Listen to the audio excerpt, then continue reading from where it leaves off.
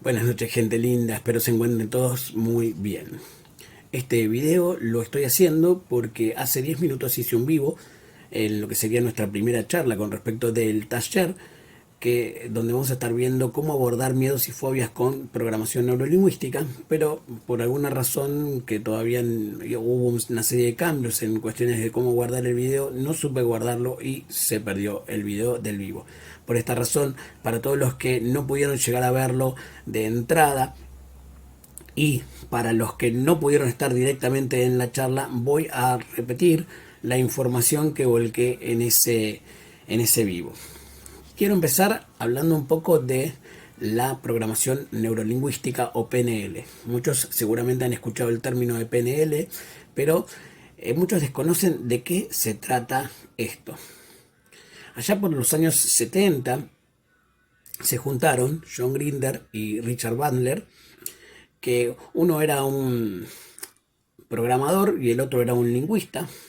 John Grinder era lingüista y Richard Bandler era programador. Y ellos empezaron de alguna manera a estudiar a terapeutas del momento, que en ese momento eran los cracks de la terapia, y tratar de entender por qué estas personas tenían resultados muy positivos y muy significativos con la gente que se venía a tratar con ellos, en contraposición a otros terapeutas que no tenían los mismos resultados. Empezaron a modelar y a imitar sus técnicas, entre los cuales podemos nombrar a personas como Milton Erickson en la parte de hipnosis, uno de los grandes hipnólogos de todos los tiempos y una de las personas que más trabajo hizo con respecto de la investigación del subconsciente. Virginia Satir en el área de lo que era la terapia familiar y de parejas. Gregory Bates, que hacía Gestalt y también era matemático, y Fritz Perls, que fue uno de los precursores de la terapia Gestalt. Hubo muchos más, pero digamos que estos cuatro pueden ser las personas destacadas.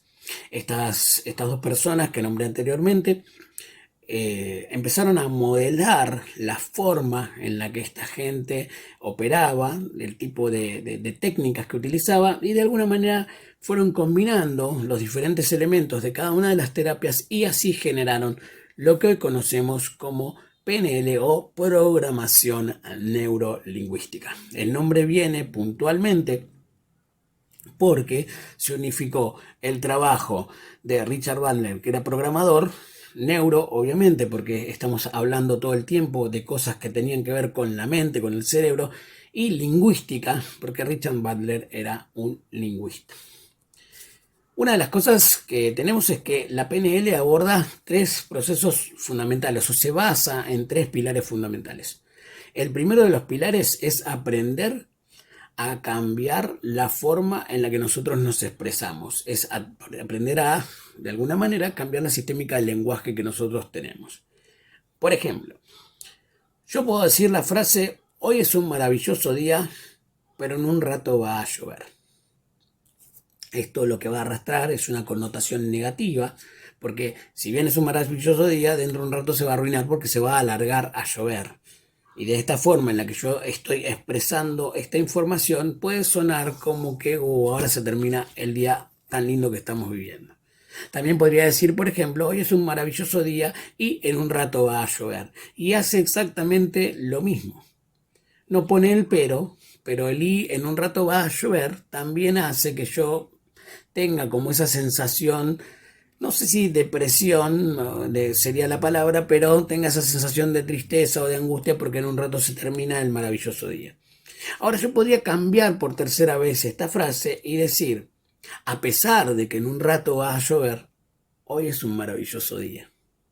Y fíjense cómo de esta manera estamos aportando a la misma frase una connotación positiva.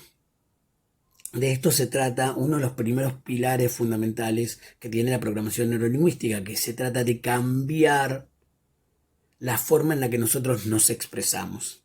Ya que el cerebro cuenta con un sistema de atención reticular que es muy poderoso y se activa en base a lo que nosotros verbalizamos. Si yo, por ejemplo, estoy muy pendiente de cosas, o sea, a todos les habrá pasado, las mujeres cuando han estado embarazadas se cruzan con más embarazadas que nunca y con cosas para bebés todo el tiempo. Si estoy buscando comprarme un auto, me cruzo con ese auto más veces de las que me he cruzado en mi vida y empiezo a ver cosas. Si estoy interesado por un equipo de fútbol, si estoy interesado por un viaje, lo que sea, empiezo a ver un montón de cosas referentes a ese tema que es de mi interés. Eso se debe a que mi sistema de atención reticular se empieza a enfocar en las cosas que son de mi interés, por supuesto. ¿Qué pasa? El cerebro, si yo repito muchas veces algo, dice, uy, yo repito vaso, vaso, vaso, el vaso, y empiezo a hablar del vaso, mi cerebro dice, uy, el vaso para Guillermo debe ser muy importante y lo vamos a poner acá. Y me va a empezar a mostrar todo el tiempo todo tipo de vasos. Esto es muy importante tenerlo en cuenta porque en la medida que yo vaya verbalizando cosas, cuanto más verbalice ciertas situaciones, mi cerebro más me va a llevar a esas situaciones. Otro de los pilares de la programación neurolingüística es cambiar el concepto de problema por desafío. ¿Por qué cambiamos este concepto? Porque cuando nosotros hablamos de problemas, hablamos de algo que nos va a costar, de algo que nos va a traer sufrimiento, de algo que nos va a hacer padecer, de algo que verdaderamente no va a ser agradable, porque es un problema, porque nosotros heredamos esa conducta de que nos han criado. Cuando la gente habla de problemas, no habla de cosas que le gustan, y nosotros heredamos ese concepto y los problemas no nos gustan. Entonces lo que tenemos que hacer es cambiar el problema por el desafío. ¿Por qué? Porque el desafío lo encaramos de manera diferente. Todos los seres humanos en un punto u otro somos competitivos. Nos gusta de alguna manera ganar. A todos nos gusta ganar, nos gusta la competencia, nos gusta medirnos. Entonces, cuando haya una situación que nosotros consideremos un problema, lo que tenemos que ver de manera inmediata es que podemos decir que ese problema, entre comillas, no lo es, sino que es un desafío. Y de esa manera cambiamos la forma en la que se configura nuestra mente. Y por último, el tercero de los pilares es cambiar nuestras creencias limitantes. Pero vamos a abordar el tema de los miedos y las fobias. Cuando hablamos de fobias, hablamos de miedos irracionales a una situación determinada. Por ejemplo, una persona que tiene miedo de chocar en un avión, cuando nunca pasó por una situación como esa. Entonces uno puede decirle, bueno, pero ¿cuántas veces chocaste con un avión? Nunca. ¿Y entonces por qué tenés tanto miedo? La programación neurolingüística lo que nos ayuda es a entender por qué tenemos ese miedo a las cucarachas, a las arañas, etcétera. Todos son miedos que podemos tener heredados por las cosas que nos han dicho que nos pueden pasar o por películas que hemos visto, ya que el cerebro no distingue real de imaginado. ¿Cómo se genera el miedo? Lo primero que tenemos que entender es que la información va a entrar por nuestros sentidos, es decir, a través de la vista, del oído, del tacto, de lo que yo pueda oler. A través de estos sentidos yo recibo la información que va a tener conexión directa con el tálamo. Automáticamente el tálamo va a enviar una información. Todo esto que estoy diciendo sucede en una fracción de segundos. Va a enviar una información a lo que es el hipocampo. El hipocampo automáticamente envía esta información a la amígdala. Y la amígdala puede disparar hacia dos lados. Uno es al neocórtex. ¿Qué quiere decir? Si yo, por ejemplo, estoy en una calle oscura y aparece una sombra y la amígdala disparó para el lado del neocórtex, yo puedo razonar que solamente es una sombra, no se trata de ninguna amenaza rara, era un gato que pasó y sigo caminando. ¿Sí? Porque nuestro cerebro, como digo, no distingue real de imaginado. Cuando yo veo que la sombra no es una amenaza, no pasa nada. Ahora bien, tenemos que tener en cuenta que nosotros, basados en las experiencias primarias que hayamos tenido, vamos teniendo filtros de las cosas. O sea, nuestras experiencias primarias van generando filtros en nuestra mente. ¿Qué son los filtros? Los recuerdos o grabaciones que yo tengo de cosas que he vivido a lo largo de mi vida. Por ejemplo, si en algún momento estoy en una casa y venían perros ladrando y los perros cuando venían ladrando se me tiraban encima, me lamían, jugaban conmigo, para mí el ladrido de un perro va a estar asociado con algo positivo, con algo muy bueno. Y para mí cada vez que un perro ladre es porque el perro quiere jugar. Esto va a hacer que yo al perro no le tenga miedo, no tenga temores. Entonces, cuando yo escuche algún perro ladrando, automáticamente la grabación que yo tengo es que es algo positivo y no tengo por qué sentir ningún tipo de temor. Ahora bien, supongamos que en la misma situación yo escuché perros ladrar y los perros me mordieron. Mi cerebro va a buscar cada vez que escucho un ladrido de perro la grabación de la primera experiencia, esta experiencia primaria, y va a decir alerta, tenemos que tener miedo, tenemos que correr o agarrar un palo y salir a pegarles porque si ladran los perros nos van a morder. Esto es lo que va generando cuando todo lo que es, digamos, la amígdala dispara la información hacia el hipotálamo. El hipotálamo enciende una alerta roja. Esa alerta roja lo que hace es de manera automática disparar las acciones de huida o de pelea. También puede hacerse el muerto. O sea, son las tres cosas que nosotros podemos hacer: quedarnos congelados y paralizados, que esto sería el equivalente a hacernos el muerto, huir o luchar. Estas son las respuestas que generalmente tenemos cuando de alguna manera nuestro hipotálamo está disparando una alerta. Entonces, por estas razones podemos tener miedo. Y este miedo puede transformarse en una fobia también. Tenemos que tener en cuenta que nuestros miedos pueden estar justificados o no, pueden ser reales o no. Yo puedo tener muchísimo estrés generado por un montón de cosas que yo considero que son así y en realidad no lo son. Ya que nosotros a la hora de formular una creencia podemos pasar por diferentes fracturas cognitivas. Podemos generalizar, podemos distorsionar o podemos omitir información dentro de esto. Y la explicación que yo doy siempre es que yo puedo ir, por ejemplo, a comer a algún lugar y repentinamente pedir un pescado en este restaurante y me dicen, no, mira, justamente ese pescado se terminó, podemos ofrecerte cualquiera de los otros 35 platos que hay. Yo me enojo porque no tienen lo que yo quiero y me voy. Y cuando me preguntan, che, ¿qué tal el restaurante este? Yo agarraría y decir, mira, no vayas porque nunca tienen nada. En realidad no tenían ese día ese pescado y había 35 platos más que me habían ofrecido, pero yo, ofuscado, hice una generalización y dije que esta gente no tiene absolutamente nada. De esta manera estamos de alguna manera generalizando. También podemos distorsionar una situación. Yo puedo repentinamente ser un niño y estar esperando a mi papá para jugar. Mi papá viene de caminar 12 horas durante el día, porque bueno, su trabajo podría ser un cartero y lo único que quiere es llegar, descalzarse, poner los pies en agua caliente un rato para poder relajarse. Y cuando él viene, yo me le tiro encima, estoy tratando de jugar y él de repente me dice, no, pará, no puedo jugar ahora, dame un minuto o lo que sea. O puede ser un poco más brusco, decir, no, salí, no molestes ahora. Y yo, en lugar de entender que él viene cansado y que necesita ese momento de quitarse los zapatos y demás, puedo agarrar y distorsionar la información que estoy recibiendo en ese momento y decir, mi papá no quería jugar nunca conmigo, mi papá no me quería. ¿Se entiende? De un evento yo estoy distorsionando lo que pasa porque tal vez no tenga toda la información. También puedo omitir información.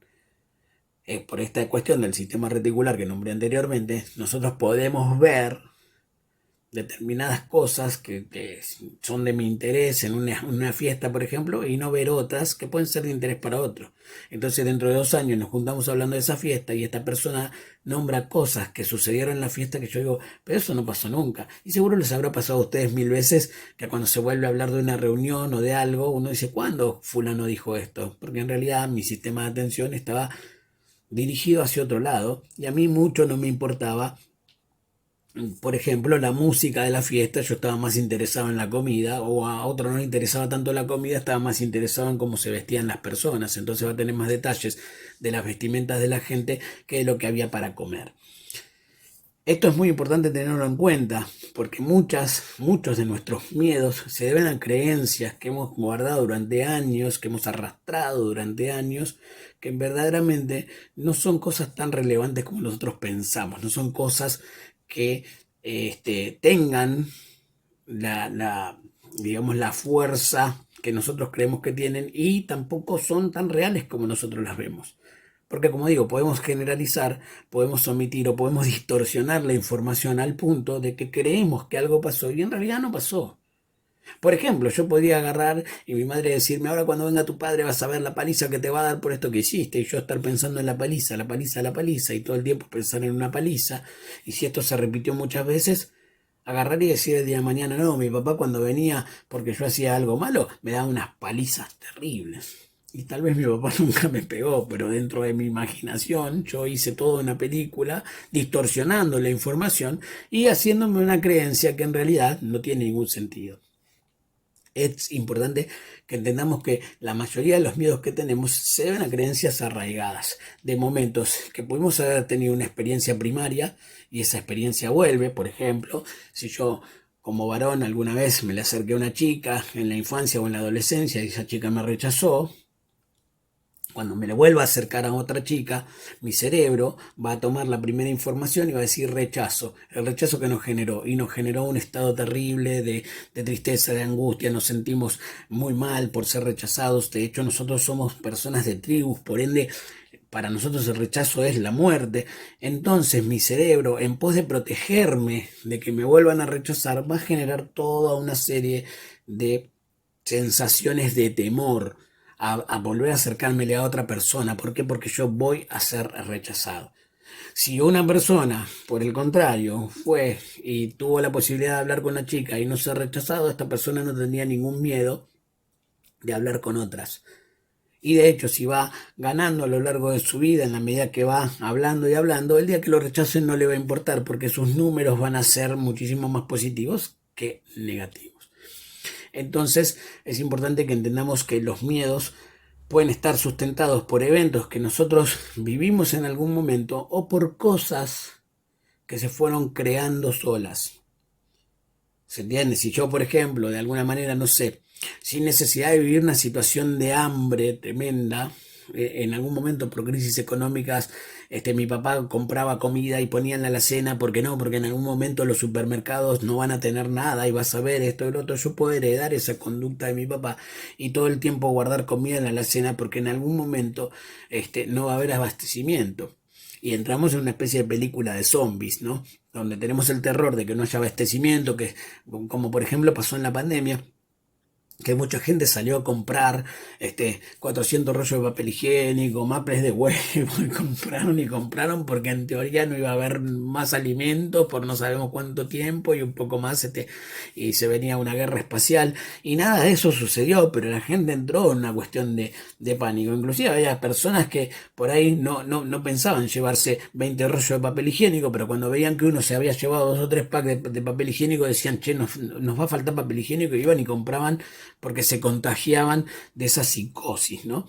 Entonces, es muy importante que tengamos en cuenta que nosotros las creencias las podemos tener por una experiencia primaria que hayamos vivido o las podemos tener porque de alguna manera nos inculcaron esa creencia por experiencias primarias de otras personas. Ahora es el momento de entender por qué nosotros podemos llegar a estar aferrados a un miedo o a una fobia. Obviamente conscientemente a nadie le interesa tener una fobia, a ninguna persona le interesa tener ataques de pánico y no poder salir de la casa, por ejemplo, ¿no? A nadie le hace bien eso y nadie quiere eso, de ninguna forma. Pero vamos a ir al concepto de la pirámide de Maslow, que habla de las 6 necesidades que tiene el ser humano. Cuando nosotros hablamos de las necesidades del ser humano, hablamos de 6 cosas básicas que necesitan los seres humanos. No todos necesitan todas, pero son las 6 que son más importantes para los seres humanos. La primera es la seguridad. Nosotros necesitamos tener seguridad.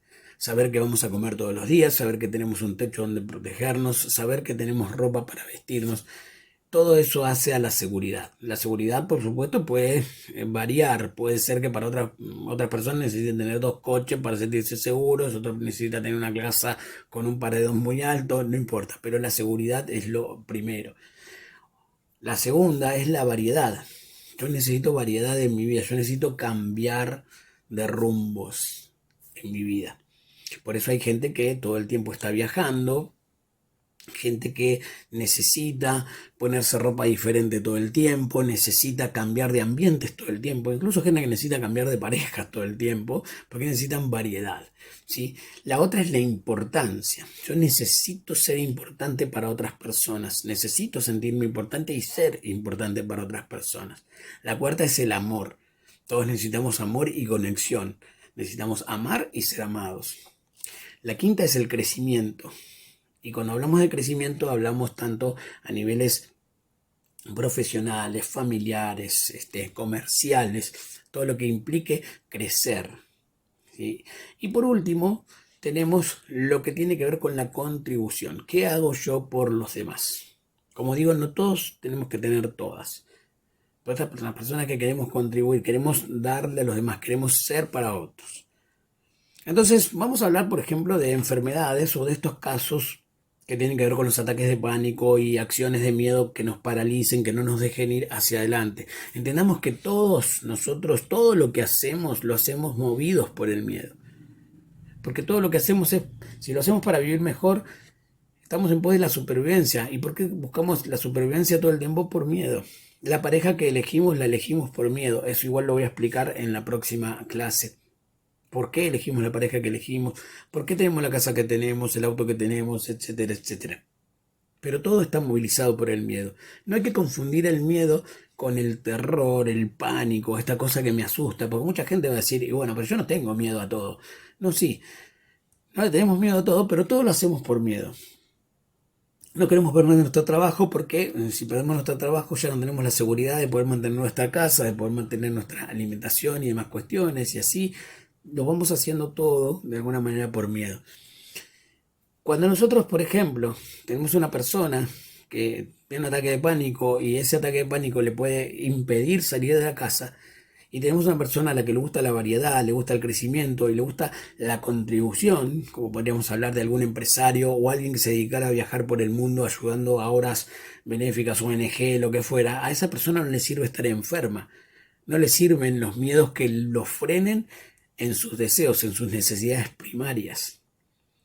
Entonces nos vamos a encontrar con que si esta persona tiene alguna situación que lo pudiera estresar al punto de generarle miedo, le va a durar muy poco. Tarde o temprano lo va a pensar, lo va a evaluar y se va a dar cuenta de que no es algo a lo que tenga que verdaderamente tenerle tanto miedo.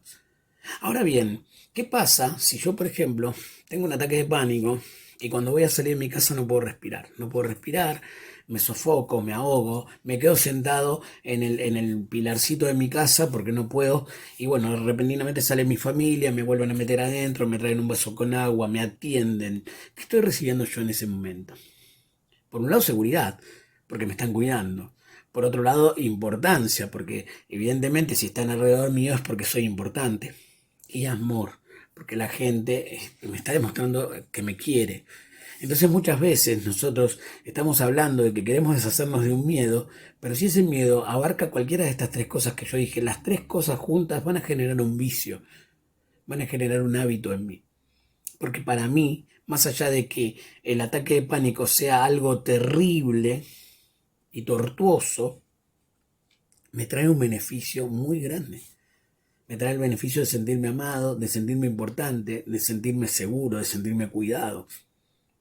Entonces, el ataque de pánico es algo que es soportable a cambio de la recompensa que recibo por parte de los demás. Esto es muy importante que lo tengamos en cuenta cuando analicemos nuestros propios miedos. Las cosas que nos pasan a nosotros, si las cosas que nos pasan a nosotros, si cuando nosotros no queremos hacer algo, o decimos, no, no quiero salir a tal lado, no quiero hacer tal cosa, ¿qué estamos recibiendo de los demás? ¿Cuál es el feedback de las demás personas? Y ahí nos vamos a dar cuenta si para nosotros es positivo o no lo que nos pasa, el miedo que tenemos, la fobia que tenemos, etcétera. Por eso es muy importante que cada uno personalmente analice sus propios miedos y de esa manera se va a poder dar cuenta si estas situaciones que está viviendo son producto de alguna necesidad que esta situación está cubriendo. Recuerden que nuestro cerebro todo lo que hace tiene siempre una connotación positiva. Por más de que parezca que no, todo lo que hace es una connotación positiva. El miedo es fundamental para nosotros y es muy positivo porque evita que repetidamente crucemos la calle y nos pise un auto, que nos tiremos de un quinto piso porque sabemos que nos reventamos la cabeza, que nos metamos en una casa incendiándose porque sabemos que nos prendemos fuego. Hemos heredado a través de los genes un montón de temores que son naturales en nosotros, son innatos. ¿Sí? Por ejemplo, un niño no le va a tener miedo al fuego si no se quemó nunca. No le va a tener miedo a una rata si no sabe lo que es que la rata le puede hacer daño. Solamente ante un estímulo que sea una acción primaria que lo haga racionar, ese ejemplo, se quemó o lo mordió una rata, ahí le va a empezar a tener miedo a las ratas. Si la rata es blanca, le va a empezar a tener miedo a cualquier cosa blanca que aparezca. De hecho, hubo un experimento en un momento que se hizo con un bebé donde le mostraban diferentes cosas blancas y estas cosas, el bebé no tenía ningún tipo de acción sobre eso. Y después asociaron esas cosas a ruidos terribles que sobresaltaban al bebé y entonces el bebé después veía al gato blanco y tenía miedo, porque lo había asociado con el ruido que lo había asustado. ¿Sí? Este experimento fue bastante controversial, pero se hizo. El miedo lo vamos nosotros, de alguna manera, cuando nos ponen en un estado de alerta, lo vamos generando y vamos creando y vamos creyendo cosas, y esas creencias son las que hacen que después esos miedos sean limitantes para nosotros. Entonces, lo primero que tenemos que hacer es empezar a ver qué beneficios tienen los miedos que ustedes tengan de actuar en determinadas situaciones. Y hablamos de miedos a hacer el curso de idioma que quiero hacer ese viaje que quiero hacer, empezar la carrera que dejé hace un tiempo, comenzar a ir con un grupo a hacer deportes, etcétera. ¿Qué es lo que hace que yo tenga esos miedos? ¿Qué es lo que me dan esos miedos? No sé, por ejemplo, quiero empezar clase de boxeo, pero no voy nunca. Siempre pongo una excusa y de esa manera me siento seguro. O sea, el no ir me da la seguridad que no me golpean y ya está cubriendo algo. ¿Se entiende? Y vamos de alguna manera entendiendo cuáles son las necesidades que cubren estos miedos que yo tengo. Podemos cambiar esas cosas por otras que realmente sean positivas para mí. A lo largo de lo que fue la charla en vivo me preguntaron, por ejemplo, qué pasa cuando tenemos miedo de reaccionar explosivamente contra una persona, es decir, de perder el control y reaccionar impulsivamente o agresivamente. Y yo dije que lo mejor en estos casos, cuando yo estoy viendo que una persona me está irritando, eh, es respirar profundo. Respiro profundo, ya que la mente controla las emociones, pero la respiración controla la mente. Si yo respiro profundo, el hipotálamo, que es el que está funcionando para accionar en un estado de alerta, se va a calmar y vamos a poder darle paso a que el neocórtex analice la situación más profundamente. ¿Qué quiere decir analizar la situación más profundamente? Tratar de entender por qué esta persona se está portando agresivamente conmigo. ¿Por qué me grita esta persona? ¿Por qué me habla así? ¿Es personal? Nada es personal. Pero esa persona está irritada por otras razones y justo yo fui el chivo expiatorio. Y nada más que eso. Esas cosas las tenemos que tener en cuenta. Nada es personal. Por más que me lo diga mi hermano, mi madre, quien sea, no es personal. Esa persona está enojada por algo y el enojo no es conmigo. Simplemente yo estuve en el medio de su enojo. Entonces, respiro profundo. Si es necesario, aguantame un segundito que voy al baño. Y en ese momento en el que voy al baño, respiro profundo por un minuto. Pero profundo, no, respirar profundo no es...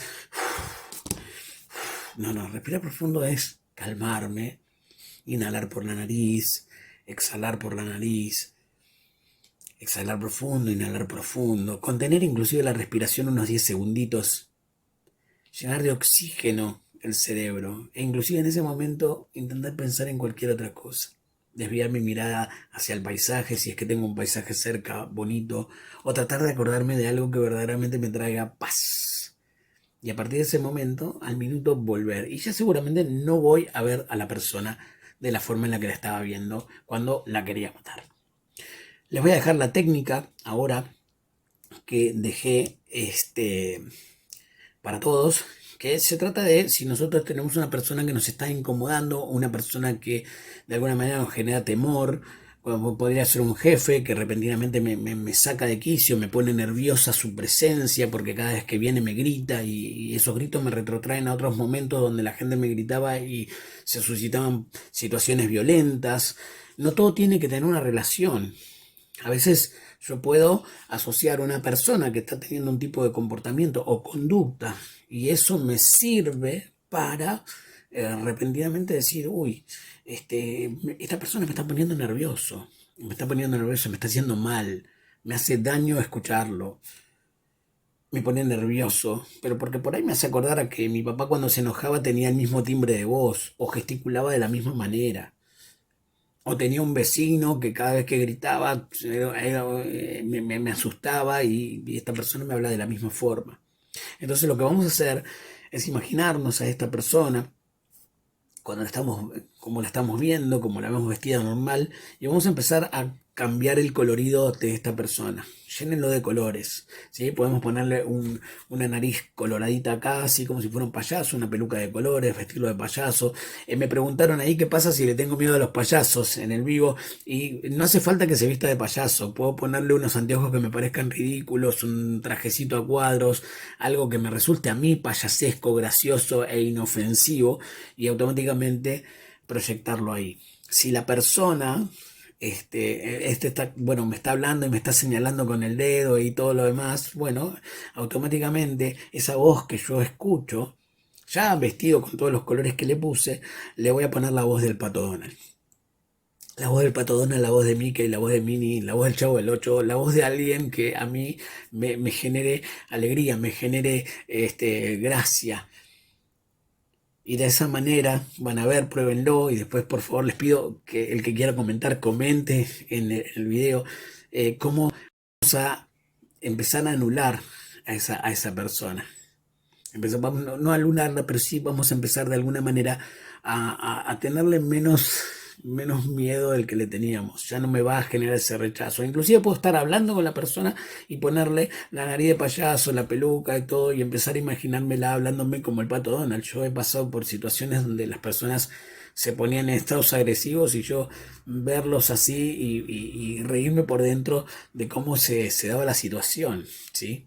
Así que esa es la técnica que les dejo hoy de programación neurolingüística para borrar esta cuestión de temor que le podemos tener a alguna persona que por su sola presencia nos ofusca, nos moviliza y nos genera estos estados de temor, ¿sí?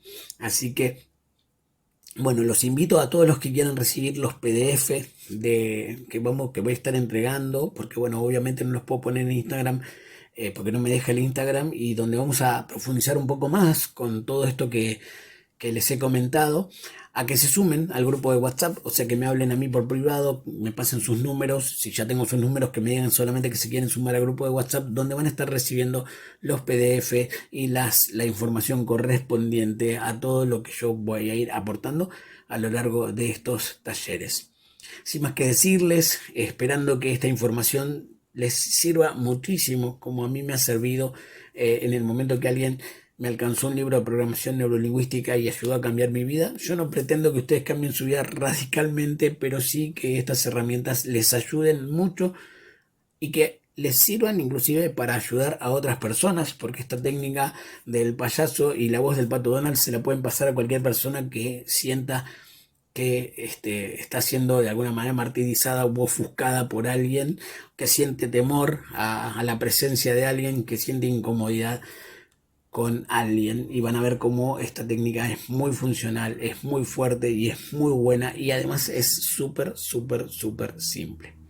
Agradezco a todas las personas que se sumaron al vivo.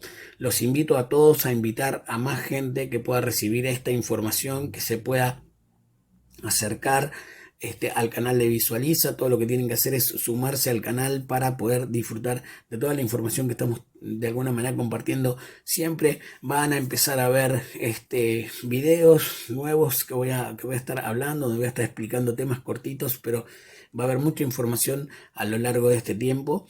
Y bueno, inviten a todo el que quiera Si la información les pareció buenísima, agradeceré cualquier comentario que quieran poner, es bienvenido, y cualquier consulta que quieran hacer también sobre este video va a ser bienvenida. Nos despedimos con nuestro mantra que tiene que ver con cuando nosotros pensemos que no podemos hacer algo, que no podemos tomar acción, decirnos creo que puedo, sé que puedo y lo haré. Tengan en cuenta que aunque nada cambie, si ustedes cambian, cambia todo. Muchas gracias por estar.